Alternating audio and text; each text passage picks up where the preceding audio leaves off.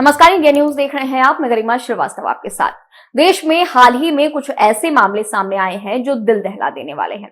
कैसे कोई शख्स दरिंदगी और बेरहमी की सारी हदें पार कर सकता है, कैसे कोई शख्स आदमी से हैवान बन जाता है।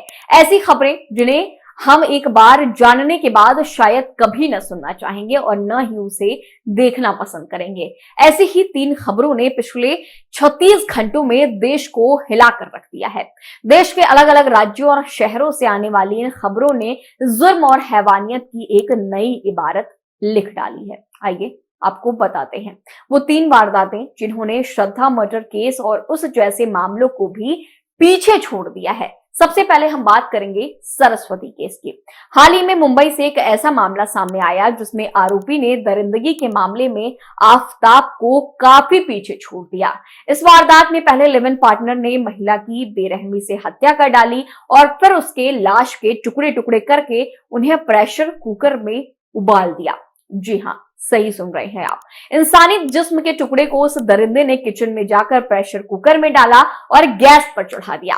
आरोपी की पहचान 56 साल के मनोज साने के रूप में हुई है, जबकि उसका शिकार बनी महिला की शिनाख्त 32 साल की सरस्वती वैद्य के तौर पर हुई।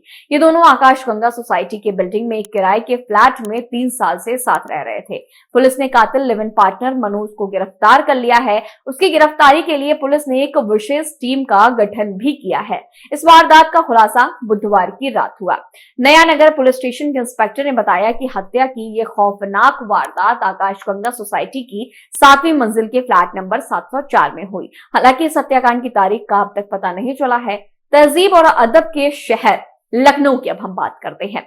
लखनऊ में रेप और हत्या की एक वारदात ने पुलिस को भी हल्का कर दिया है, जहां एक शख्स दरिंदा बनकर एक नाबालिग लड़की पर टूट पड़ता है। पहले उसने लड़की के साथ जबरन बलात्कार किया और फिर उसकी बड़ी ही बेरहमी से हत्या कर डाली। उसने कत्ल को जिस तरीके से अंजाम दिया उसे जानकर किसी भी इंसान का कलेजा बैठ जाएगा।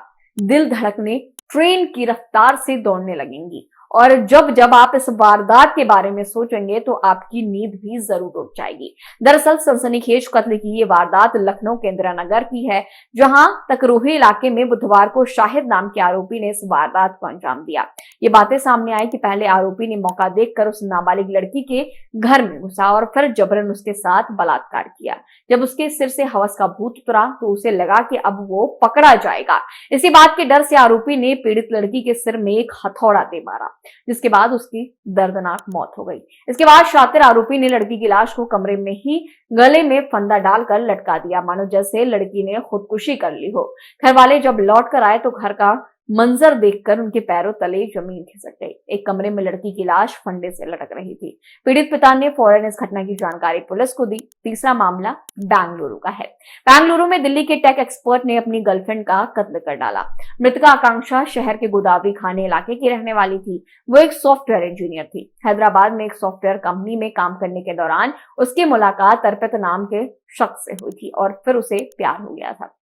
बाद में आकांक्षा का ट्रांसफर बेंगलुरु हो गया। ये बातें भी कही जाती हैं कि अर्पित वीकेंड पर बेंगलुरु जाता था और आकांक्षा के घर पर ही रुकता था। सिटी पुलिस के मुताबिक राजस्थानी कारोबारी ज्ञानेश्वर गोदावरी खानी इलाके में रहते थे। उनकी 3 बेटियां और एक बेटा है। उनकी सबसे बड़ी बेटी आकांक्षा बेंगलुरु की एक सॉफ्टवेयर कंपनी में काम करती है। फिलहाल वो जीवन भीमन नगर पुलिस स्टेशन के अंतर्गत कोड़ीहिल्ली में रहती है। हर बार की तरह अर्पित उसके पास गया हुआ था। इसी दौरान ये वारदात हुई।